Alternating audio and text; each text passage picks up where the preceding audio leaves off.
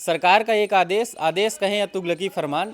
जी हाँ, तुगलकी फरमान कहना इसलिए ही जायज़ होगा क्योंकि सरकार कोई भी आदेश लागू करने के पहले ना कुछ ऊपर देखती है ना नीचे, बस आदेश कर देती है।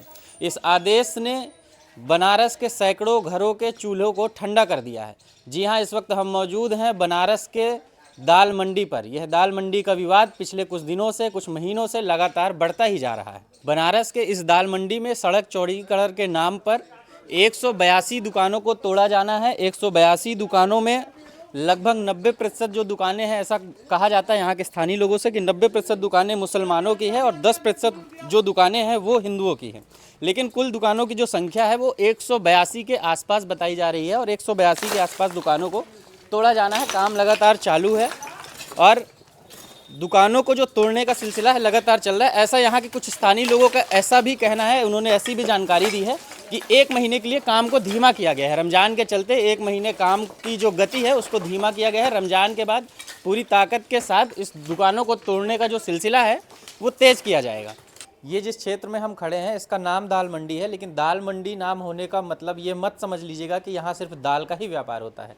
दाल के अलावा अन्य सामान, ज़रूरत के सामान, रोज़मर्रा के सामानों का यह होलसेल मार्केट है। पूर्वांचल का सबसे बड़ा होलसेल का मार्केट माना जाता है। यह दाल मंडी माना जाता था, अब नहीं माना जाएगा क्योंकि सरकार के आदेश के बाद इसे तोड़ने का जो सिलसिला है वो शुरू हो गया है। यहाँ पे जो तोड़ने की कार्रवाई है वो शुरू हो गई है। आप इन सकरी गलियों को देखिए, गलियों का ही बनारस कहा जाता था। इन सकरी गलियों से ही बनारस की पहचान होती थी, लेकिन इन सकरी गलियों को तोड़ने का जो काम है, जो आदेश है वह आ चुका है। इन सकरी और इतनी पतली सड़कों को तोड़ करके और 4 लेन इन सड़कों से निकाली जानी है। मतलब सेंटर से, रोड के सेंटर से 8 मीटर इस तरफ की दुकानें और 8 मीटर इस तरफ की दुकानें तोड़ करके 16 मीटर की 4 लेन सड़क यहाँ से निकाली जानी है, जिसका तोड़ने का काम यहाँ पे चालू है।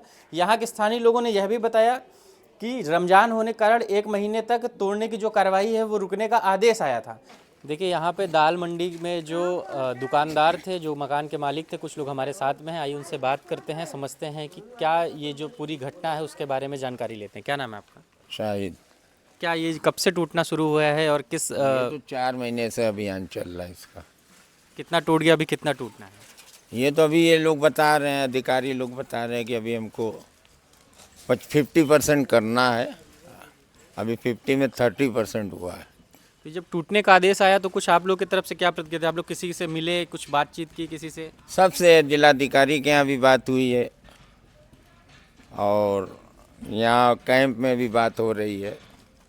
तो जिलाधिकारी ने आश्वासन दे रहे हैं कि मैं दुकानदारों के लिए आगे जो है बात कर रहा हूँ। तो सवाल ये बात का है कि कितने घर और कितनी दुकानें टूट रही हैं इस क्षेत्र में? करीब करीब 1000 दुकानें टूटेंगी इससे और कितने मकान? 184 मकान। 184 मकान है, 1000 दुकानें हैं। तो ये कहाँ शिफ्ट होंगे इसको टूटने के बाद में?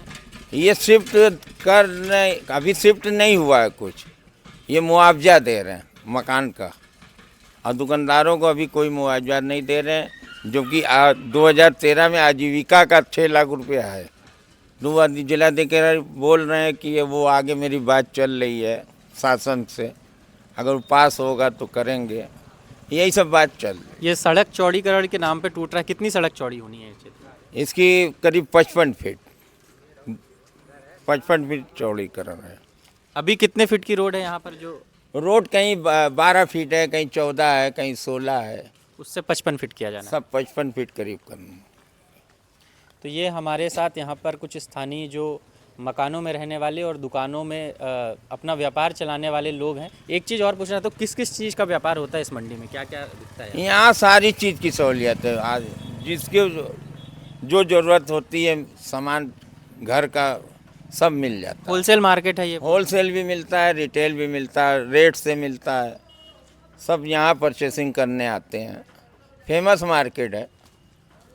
तो ये एक बड़ा मार्केट है दाल मंडी के नाम से। और ये यहाँ पर हमारे साथ में स्थानीय दुकानदार थे, यहाँ पर मकानों में रहने वाले, सालों से जो यहाँ पर अपना जीवन यापन कर पा रहे हैं, वो लोग साथ में थे और वो अपना दुख और दर्द कोई सुनने वाला नहीं है, वो मीडिया के साथ बांट रहे हैं शुरू से और अभी भी बांट रहे हैं, लगातार उस पर बात कर रहे हैं।